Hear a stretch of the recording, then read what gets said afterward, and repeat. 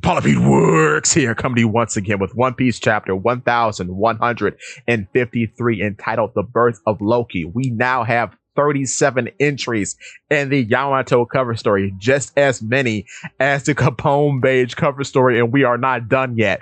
So, Yamato has made it to Ringo, in which Kiku has become the daimyo of Ringo and apparently the boss of the Yakuza. My bad. The Yakuza boss woman's name is Cho, or Ocho, and this makes sense that she would be in Ringo because she was originally over Ringo before being imprisoned in the Udon prison. But continuing on, we find out that Harold was childhood friends with Dorian Broggy, so that's pretty neat. But apparently, Harold is so strong that his booger, when flicked, can kill a shark. Because we see that as he and the boys are sailing about, and he's talking about how everyone outside of ELBAPH is puny and weak, which is quite funny. But they happen upon the Kingdom of Bunt in the New World, in which there is a circus going on. And the circus is hosting a giantess wearing demon horns, even though we find out later that those horns are fake. But what's so interesting about this specifically is that this is the second time in the entirety of the series, as far as I know, in which something is being presented as a circus. And this is the first time, as far as I know, that a circus is going on in the One Piece world that has nothing to do with Buggy the Clown. Quite interesting. Buggy would then go on to employ this woman's child named Haruden, of which we find out later in the chapter. So that's interesting. His mother was a part of a circus, and then he was employed by a clown later in life. Just pointing that out because I think it's interesting. So Harold thinks that the woman in question, who is named Ida, is actually being held captive by these humans. So he attacks this town. And for the first time, we actually see the word ELBAPH romanized when we get a good look at Harold's ship. So it is spelled with a PH. And the weird part about Harold's Jolly Roger is that it looks like the Giant Warrior Pirates Jolly Roger, except it has axes instead of swords as the crossbones. And it doesn't appear that the helmet has horns, despite Harold having horns. So that's weird. But anyway, Ida slaps Harold for ruining the town. And in being attacked by Ida, he's made to look so foolish. It's hilarious, bruh. To be made to be out to be so lame so quickly. I love it. But yeah, these people brought her in, fed her, treated her well, and got her back up to strength when she was stranded at sea. However, what is so interesting about this is when she's chastising him, this is the second time in the manga that a giant outside of ELBAPH curses giants of ELBAPH for being brutes and savages, and that they give the entirety of giants a bad name. The only other person to say anything of this effect is Saul, Jaguar D. Saul. So shout out to Will of Dreams, because I remember a while ago he made a comment and I made a video based on that comment saying that I think Haruden is the nephew of Jaguar D. Saul, and Ida's full name could be Jaguar D. Ida. We don't find that out this chapter, but that could be the case because it's super weird that Saul is so chummy with the new Giant Warrior Pirates. I think that's because that's his nephew. That's Saul's nephew, Haruden. And this would be Saul's sister, Ida. Because other than this situation here, all giants outside of ELBAPH don't talk about ELBAPH. Little Oars Jr., or Oars III, as he's called based on his Jolly Roger, doesn't talk about ELBAPH. The other giants associated with the Marines never talk about ELBAPH. They don't even have a voice to talk about ELBAPH. So this is the only other time, other than when Saul mentioned it, that giants of ELBAPH are called savages. So Ida softens his heart together with Harold's crew. They help rebuild the town. It's very funny in these early stages when Harold's heart is being softened that he often calls the machinations of humans miniatures. And it's also funny that Ida makes Harold compliment the humans as he's bowing before the King of Bunt, which is quite funny as well. But then once everything is put back in order, everyone has a party. under the moonlight, in which Harold strikes the Nika pose as he's drinking and celebrating. How interesting. How interesting. This is also when we get a good shot of his Jolly Roger. So much like his future son, Loki, he's got a Jolly Roger on his belt. And from the belt buckle, yeah, the Jolly Roger in question does not have horns.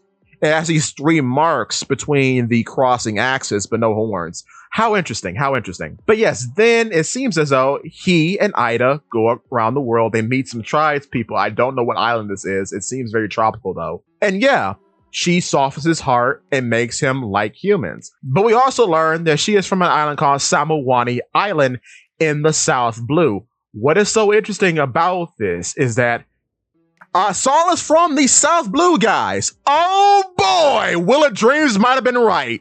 Ooh-wee. Yes, Saul is from the South Blue, but we don't get an island specifically. So, ooh, that's interesting. Just like Ida here. How interesting. How interesting indeed. So, it's very likely that Haruden is the nephew of Jaguar D. Saul. Just saying. Shout out again to Will of Dreams. He called it. I'll put a link to that video in this one. It'll be at the end too. Oh boy, very excited, very excited. But continuing, when Harold and Ida return from their voyage, he announces that he is going to make an effort to make ELBAPH more susceptible to trade and foreigners in order to increase the relation with other nations.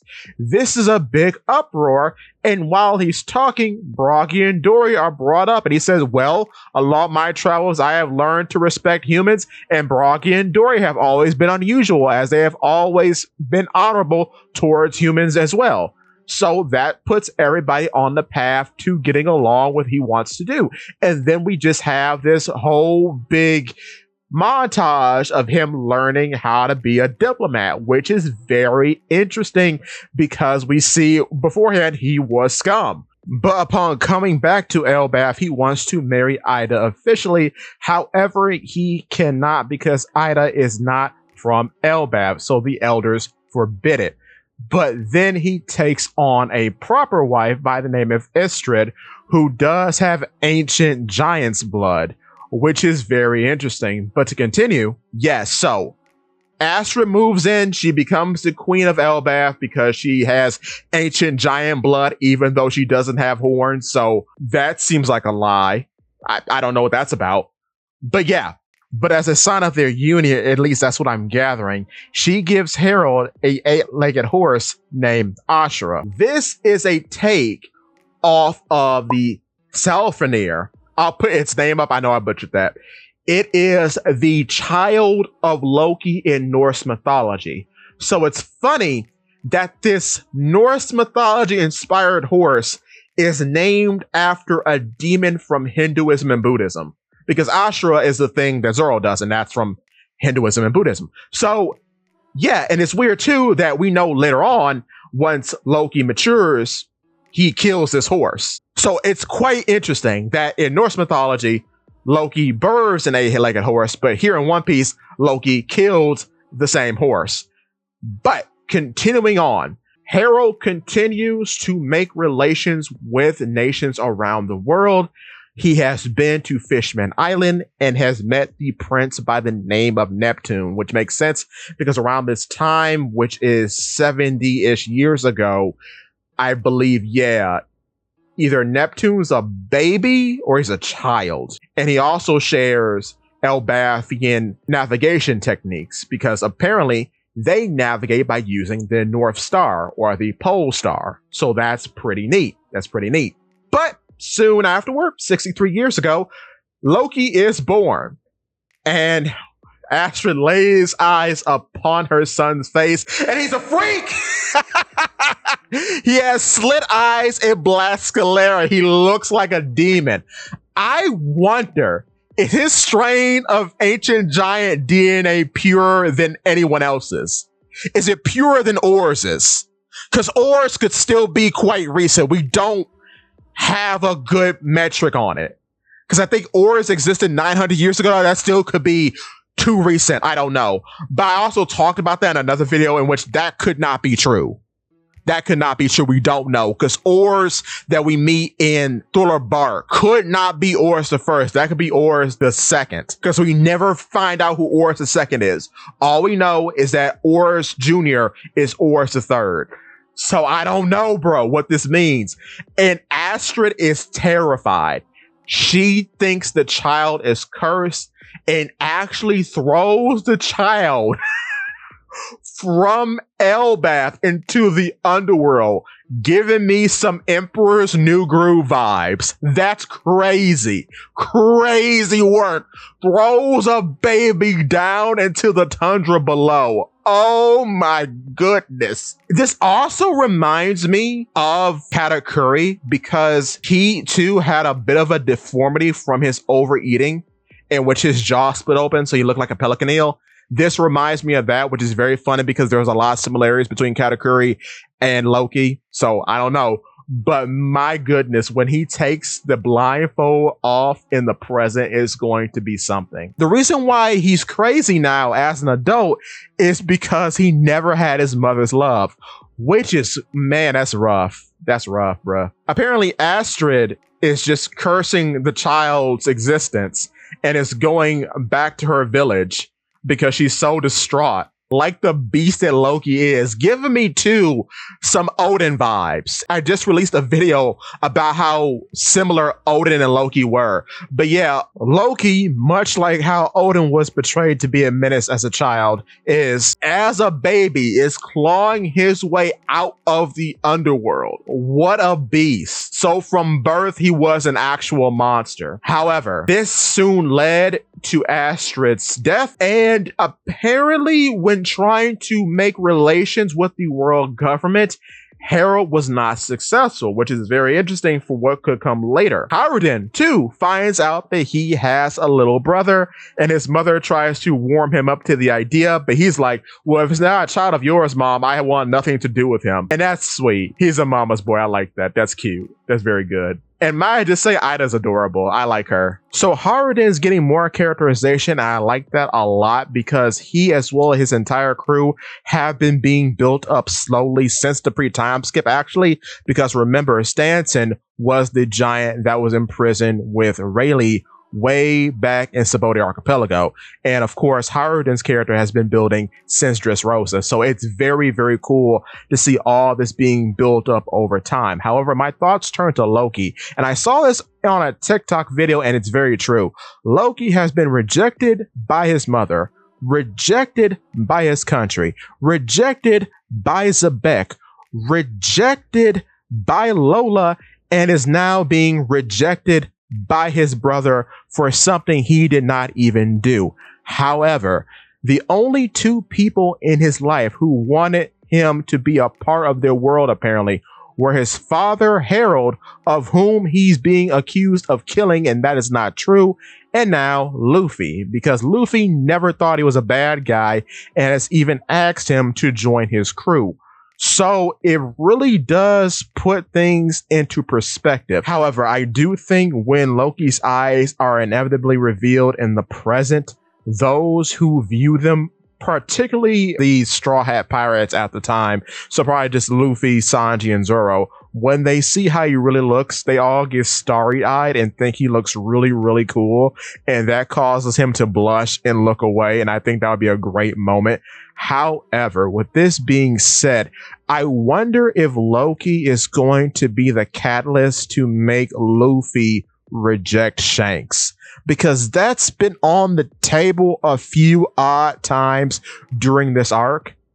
It even opens up with Loki cursing Shanks in front of Luffy. So I wonder if this is going to be the straw that breaks the camel's back and Luffy doesn't see Shanks in the same way that he did as a child, mimicking how Loki perhaps became disillusioned with Zebek over time. Perhaps, maybe, I don't know.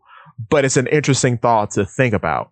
But now I will say this, and this is becoming more and more interesting. Okay, so do I think Loki has the Nidhogg fruit? No. Do I think he is symbolically the Nidhogg? Perhaps, because he was sent down to the underworld. He was trying to climb his way back up, and he wants to destroy ELBAPH now. So maybe he is. Because we know the Nidhogg is a dragon in One Piece. It too has slit eyes. So perhaps I could see it symbolically, maybe.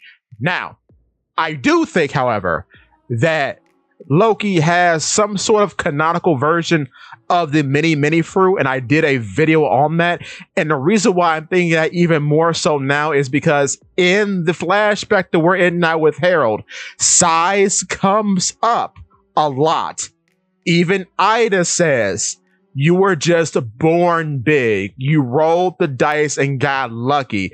You shouldn't treat humans the way you treat them just because you're big. So size being such a prominent theme of Harold's and his entire makeup makes me think that the grand irony would be that his strongest son, whom was cursed, has the ability to become human size through some canonical version of the mini fruit. I think it's coming, boys. I think it's coming. But with that being said, we are on break next week. So that's a bummer, but I will bring videos to you like always.